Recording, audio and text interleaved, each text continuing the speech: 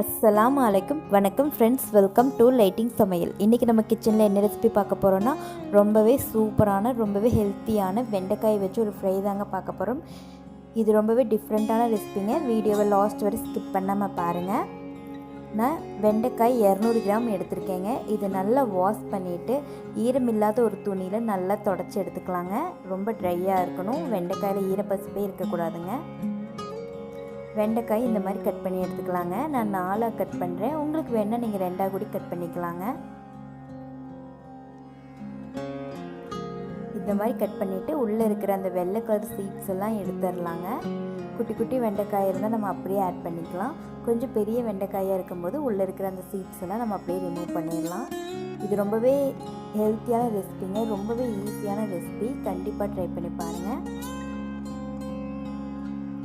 நான் close-up link காமிச்சிருக்கேன். இந்த மாதிரி தான் நம்ம கட் பண்ணி எடுத்துடலாங்க.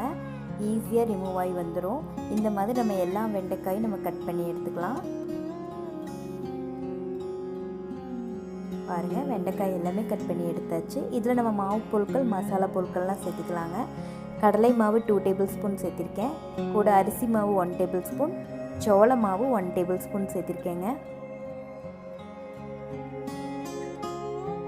கூட மிளகாய் தூள் 2 டேபிள் ஸ்பூன், மஞ்சள் தூள் 1/2 டீஸ்பூன், கரம் மசாலா தூள் 1 டீஸ்பூன், உப்பு தேவையான அளவு சேர்த்துக்கிறேங்க. சாம்பார் பவுடர் 1 டீஸ்பூன் சேர்த்திருக்கேன். சாம்பார் பவுடர் ஃப்ளேவர் நல்லா இருக்குங்க, அதுக்கு தான் சேர்த்திருக்கேன். உங்களுக்கு அது பிடிக்கலைன்னா நீங்கள் அதை ஸ்கிப் பண்ணிடலாம். இதெல்லாம் நல்லா கை வச்சு நம்ம பிசைஞ்சால் தாங்க அது நல்லா கோட்டிங் பிடிக்கும். அதனால் கை வச்சு நல்லா மிக்ஸ் பண்ணிக்கலாம். கூட oil 1 tablespoon, lemon juice 1 tablespoon சேர்த்துருக்கேங்க. லெமன் ஜூஸ்க்கு பதிலாக வினிகர் இருந்தால் நீங்கள் அதையும் சேர்த்துக்கலாங்க. சேர்த்து நல்லா மிக்ஸ் பண்ணிடலாம். பாருங்கள், இந்த அளவுக்கு நல்லா மிக்ஸ் ஆயாச்சு. இது அப்படியே ஒரு 10 நிமிஷம் இல்லைன்னா 15 நிமிஷம் மூடி போட்டு வச்சிடலாங்க. இப்போ பாருங்கள், இப்போது நம்ம வெண்டைக்காய் கொஞ்சம் நல்லா ட்ரையாக இருக்கிற மாதிரி இருக்குது. அதனால் 1 டேபிள் ஸ்பூன் மட்டும் தண்ணி சேர்த்திக்கிறேங்க. தண்ணி சேர்த்து நல்லா இந்த மாதிரி மிக்ஸ் பண்ணி எடுத்துக்கலாம். அவ்வளோதாங்க, நல்லா மிக்ஸ் ஆயாச்சு. ஆயில் நல்லா ஹீட் ஆகிட்டுருக்குங்க. நம்ம ஹை ஃப்ளேமில் தான் இதை பொரிக்க போகிறோம்.